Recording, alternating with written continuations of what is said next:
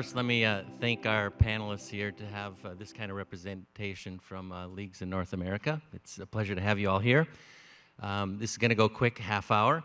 And Omar Mitchell from the NHL sends his regards. We wish Omar could join us, but something came up at work and he couldn't come, so we're running without him. So I'm Scott Jenkins, board chair of the Green Sports Alliance Foundation, and it's a pleasure to be here to visit with you all here. So we're going to go through a question for each of the panelists here, and then see who wants to chime in and go around the horn. So we're going to start with Tiffany. How is the NBA helping its arenas strategize and develop their sustainability goals? Sure. Well, first of all, thank you to GSA for having us all here and for all the really great content today. To your question, as we were thinking about how we would help our arenas with their sustainability strategies, we had to consider that all of our arenas are in very different markets from both a business and environmental standpoint. And they were also at different stages in their sustainability journeys. So we knew that there wouldn't be any sort of one-size-fits-all solution. And so our approach was to develop a framework where we can be responsive to those different variables. And we also looked at it in a few different ways. One was through their venue operations, in which when we were first introducing sustainability requirements, we asked our arenas to first identify a sustainability lead, and then to also formulate a sustainability action plan. And so with that, now all of our arenas have at least one or more individuals with sustainability as part of their role who can help drive that conversation within their organizations. And they also have an action plan in place that they can build from and that speaks to their own unique operations. And then also, we looked at it from a new arena and renovation standpoint because looking at our 30 NBA teams, we had over 25 that are currently undergoing arena renovations or plans for a new arena. And so looking at venues in 2030, but also 10, 20 years down the road, we also try to work with our teams on their arena projects and have requirements and recommendations in place so that teams are designing and building with sustainability in mind. And then alongside that, we also really work to foster our community. We meet very regularly with our 30 arena sustainability leads to talk about best practices. And a lot of them you've heard from earlier in today's programming and also will continue into tomorrow. They're each individually leaders in this space and have found ways to translate strategy into action in progressive and scalable ways. And so providing a platform where arenas can share lessons learned with each other and build upon them is also how we try to help as well.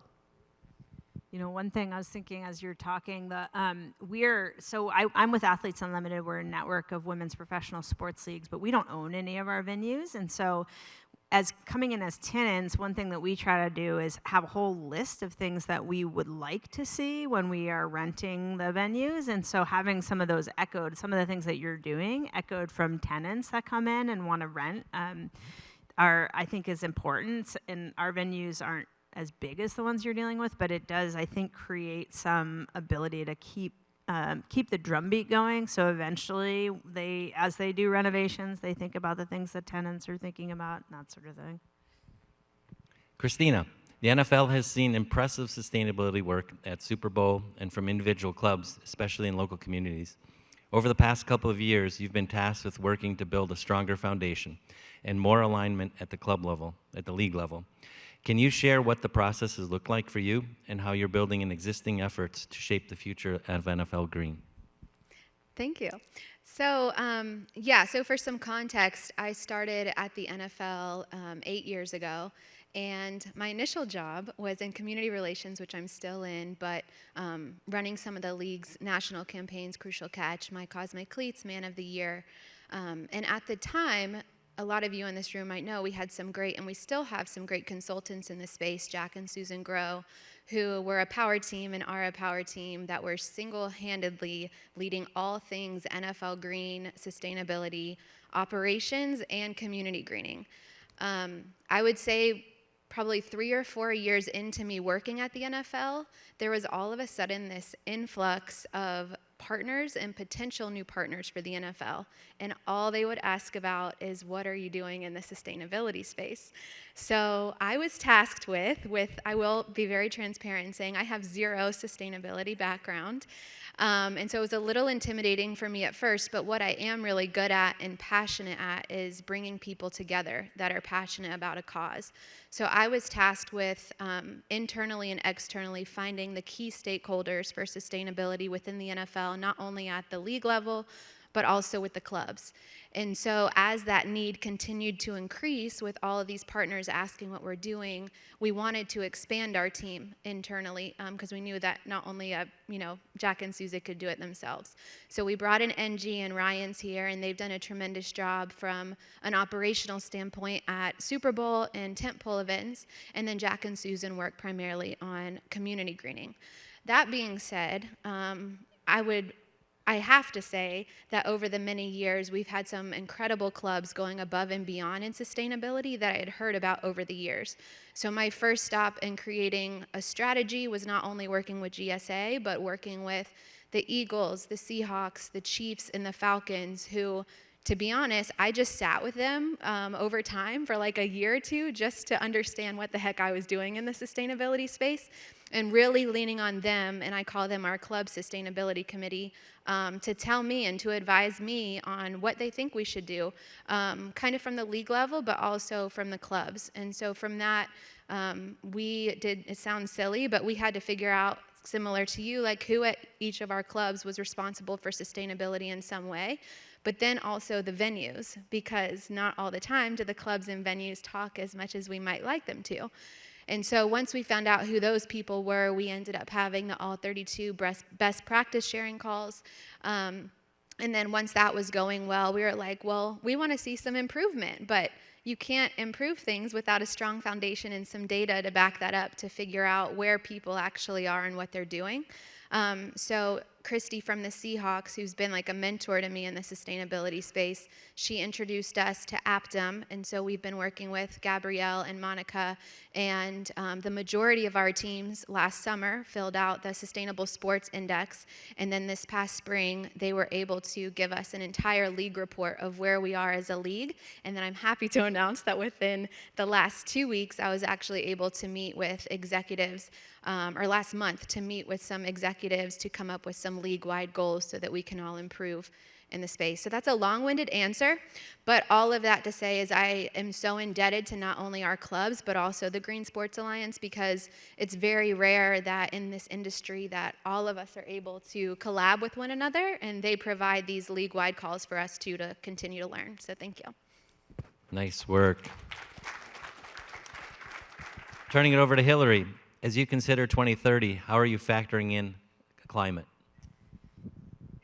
2030 will double our years as a league, so we're really young in the league markets, but it does allow us to be pretty nimble and innovative. And so as I'm thinking about climate and 2030, we have recently expanded our softball league, and actually last weekend was our opening weekend, and just a week or two ago we announced that we are partnering with MLB, which is super exciting. So we have a little bit more heft behind us, but we're building a more traditionally modeled sports league insofar as we will have city-based teams. In 2026, we will be naming what those cities are. And so one thing that I'm thinking about and I'm pushing as we do our city selection is, what are the climate risks that we have in the cities that we're looking at? What are the ways that business operations could potentially be interrupted? Things like heat indices, and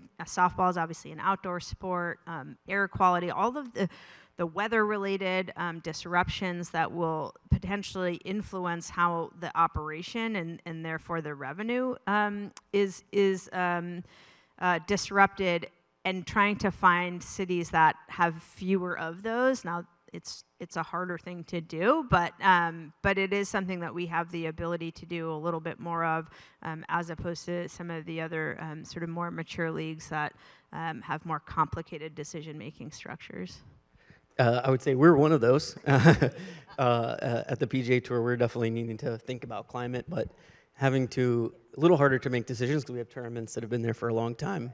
For example, this year, the Genesis Invitational in LA, we unfortunately had to move it due to the wildfires and play in San Diego. So we're constantly analyzing markets where we play, how can we change some of that schedule, but unlike my colleagues here, we don't have the benefit of retractable roofs or artificial turf, so we really need to be paying more attention to it than almost anyone. And last, I'd just say that really nature and the climate kind of made our game. In Scotland, the wind and rain, right, created the golf course in the dunes, and so we're kind of indebted to nature, need to be playing our part.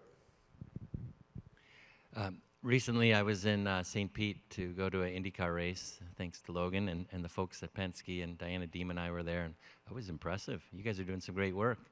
So I want to hear what you say about this. What strategies did IndyCar and the Indianapolis Motor Speedway adopt when setting sustainability targets? Yeah, well, first of all, Scott, what an honor to be the high top chair sharer with you today. I think my These GSA chairs bucket are list comfortable. is, I think my GSA bucket list is officially checked off. But yeah, it was a pleasure to have you, Scott, and St. Pete, as well as Diana, to join us and showcase some of the sustainability efforts at IndyCar. We've recently set 2030 targets for both the Indianapolis Motor Speedway and the IndyCar Series, which is the league I'm representing today. I know it says Penske, which is technically true, but you know, when it all started by baselining. So we said, as Roger Penske famously says all the time, if you can't measure it, how are you going to manage it? So we worked with Matt Bone and team. Matt's in here somewhere. There he is. And I'm sure he can think back to the painstaking memories of going through the data collection process, and then how do you transpose those into targets afterward. And being the data-driven individual that Roger Penske is, and all of our leadership at Penske Entertainment and Penske Corporation, we presented the targets to them, right? And they said, well, how much is that going to cost? We got a business to run here. And so we had to go through a very detailed process of figuring out, if you're going to set these operational targets for 2030 or waste reduction or energy reduction targets, how are you going to achieve them? And how much is that going to cost? Well, tell me how much renewable diesel is going to cost in 2030. Tell me who the president's going to be in 2030, right? So it was a long process to get to the overall final product that's now available on IndyCar.com and IMS.com. But it was really enlightening to see from the business perspective how we approach sustainability in a way that isn't going to break the bank, but is also pragmatic approaches and things that are going to be achievable. Yeah, and similar to Logan, data is a huge part of this. We have our carbon data, our carbon measurement, but then also fan data. We have a lot of surveys that we deploy annually and honestly weekly across our fan bases about competition and things related to what's going on the track. But we've been starting to incorporate sustainability language into some of those questionnaires as well to better understand what people care about, what they noticed at track, what they liked, what they didn't like, and that really helps us inform our decisions and our long-term strategies as well. I'll also add to that from the NBA side, because measuring our baseline emissions has also just been a fundamental part of our 2030 goals. In 2019, the NBA became a signatory of the UN Sports for Climate Action Framework, and with that took on a commitment to work towards reducing our carbon emissions by 50% by 2030, and also taking on achieving net zero by 2040. And exactly like Logan said, you can't manage what you don't measure. And so with that, we took on a full baseline assessment of our scope 1, 2, and 3 emissions. That really helped us guide areas where we can reduce and improve. I will chime in real quick. We also have a Voice of a Fan survey that's sent out to fans after the games that they go to. And so this year we piloted with our club committee having sustainability questions in there, which is actually really big because now owners are looking at that. That's one survey that they do look at. So I think that's going to be helpful because this year our data and analytics team were very impressed that so many people were engaged in it that now all 32 teams will have them for this upcoming season. That is awesome. You know, to think where we've come in 15 years since the Green Sports Line had started, and we're hearing these kinds of things with measurements and goals, and you're actually not just thinking about where you're going to get there, you know how you're going to get there. And I love that. Mel, what are you doing to prepare for upcoming goals? Do you have strategies in the works? Yeah, so actually earlier this year, we really started to dive into MLB's environmental strategy and trying to figure out how to build out more, I guess, solid pillars, so we have a little bit more of a North Star moving forward. So it honestly started with a general info session where I invited just a vast number of groups at MLB, and some of them probably were like, what is happening? But we really used it as an opportunity to just share more about MLB Green, why we are looking at kind of rebuilding our strategy at this point, why it's important to the different stakeholders. And that really was a great kind of step one. Just getting it out there, again, to a vast number of departments at MLB. And then from there, we did, with our friends at WM Advisory Services, a little plug, an environmental prioritization assessment. Again, just really like putting like some facts and feedback behind why these different areas are important to different stakeholders. And then really starting to understand what environmental aspects are important specifically to baseball, the business of baseball, how we could further create value for baseball. And really, again, considering everyone's priorities and frankly how they all work. It's really interesting going through the process and you're like, oh, that's what you do and that's how you kind of make those decisions. And then from there we did a number of smaller group interviews, really continuing to look at our reduction strategy. So while I can't announce the pillars right now, we're getting ready to announce them soon as we finalize them. But again, it really just, the practice of going through that was huge for us because it really kept sustainability top of mind for different departments that might not have considered it in the past. I know our team here, we're constantly getting emails from people now with like, oh, is this related to sustainability? Like, can we talk about this? And those little conversations are just starting to become more a part of our culture. Good stuff. Riley, how are you building a culture around sustainability at NASCAR? Yeah, so 2 years ago at the summit, we announced, or we told this group, that we as a company had committed to net zero operating emissions by 2035. So that was, as Michaela was saying, our commitment of here's what we're doing and here's how we are looking at sustainability from an operations standpoint. But that doesn't necessarily build culture, drive culture across our organization, across our industry. So we really look at it in two ways. First is education. Our employees are our champions. We can't be at every track, we can't be in every single meeting, so we really need our employee base to understand what we're doing and feel ownership and passion about what we're doing. And that's through various forms of lunch and learns, internal newsletters, prizes, giveaways, just making sustainability exciting and really distilling it down to the different topic level so that everyone feels like there's something that they can latch onto and feel passionate about, and really helping them understand the why. Now, how you justify the why is revenue generation, and so that's part two, and that's really where we're really looking forward to building that and growing that in the next couple of years. We announced last summer ABB as our first official NASCAR Impact partner. They're also our official electrification partner of NASCAR, and they're the partner with our NASCAR ABB battery electric vehicle that we unveiled last year at the Chicago Street Race. It is an electric race car. It is very cool. It is racing, but it is not your traditional NASCAR race car, stock car. And so by having a partner involved in that, we were able to now tell the story of around electrification in a different way to a different audience and make sustainability seem accessible and, again, distill it down to a topic level versus having it be some nebulous topic that is hard to understand for bigger groups. Yeah, I want to touch on the revenue generation piece Riley mentioned. One of the coolest things for my department that ever happened that I won't take credit for is we have this policy now at Penske Entertainment. If you're going to be an official sustainability partner, then we write it into the contract that X% of the revenue from your sponsorship will go towards a mutually agreed upon sustainability initiative. And all that does is twist our own arm into spending money on sustainability. And it's part of being the official sustainability sponsor. So it's equipped us to do projects like the one we're working on right now with NTT Data to build a software platform to streamline the emissions tracking. Because again, to Riley's point about culture, the challenging piece of asking a bunch of people for data, especially in your scope 3 partners even in motorsports, if you think about creating race fuels, tires, literally building race cars, a lot of that data can be really challenging to capture. And so that sponsorship generation for revenue helped us to really streamline this and make it easier on our scope 3 partners, and something we hope that reduces the data gaps and makes this whole process a lot faster in the future. Having seen you in action in the race in St. Petersburg, can you share just a couple ideas of what you'd see if you were looking at a race and wanted to see some of the sustainability features that you've built into the competition? Into the competition on track.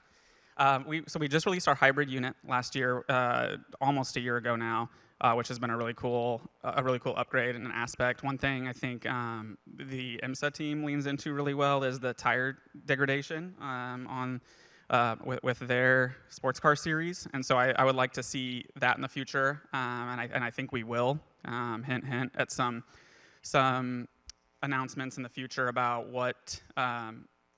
How we continue to conserve tires, how we continue to reduce emissions on track. We have 100% renewable race fuel that we're running right now. And so I think the next big thing for me is how the car is built and really tracking down where every single component is coming from. Motorsports naturally uses a lot of carbon fiber to make these cars as light as possible so they can be as fast as possible. And so I think there's some opportunity there in how the cars are built in the future. And then I think the other one I would say would be figuring out a way to regionalize our schedule. So instead of going across the country multiple times, can we do a little bit of a West Coast swing, similar to how NASCAR does, and can we really reduce our transportation emissions just from being smart about how we're building our schedule in the markets we're racing in? I want to jump in real quick with a cool piece of tech. We've got some extra time because Omar isn't here to bog us down. Thank you, Omar. Yeah. Please tell him I said that, someone. He's probably watching. But anyway, so we have data called ShotLink that's on course. If you go to the PGA Tour app and you see Rory McIlroy is 8 feet 5 inches from the cup, this is from all of these cameras and lasers that we have all around the golf course. And before last year, these were all powered by small little red Honda propane generators. And last year, we transitioned all of those to be solar powered. And so anytime you see, if there's any people who are betting on golf out there, you're seeing all that come through from the sports bettors. That's straight from solar power. So pretty cool story and transition. That's awesome. That's awesome.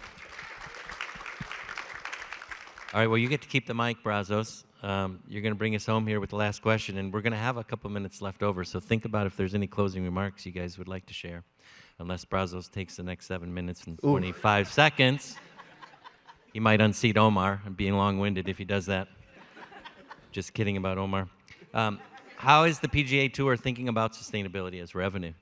Yeah, so kind of building off of what Logan and Riley were just saying. So revenue and partnerships have always been important, but we recently transitioned from 501c6, which we had been since 1962 when we were formed, to a for-profit. And so naturally, every department and every person at the tour is kind of getting asked to step up in the revenue front. So working really closely with our business development team and our current partnership team in a couple routes. Number one is for prospects. How do we find new categories and new areas to attract people to be partners and help us generate some revenue to drive our goals and strategy forward?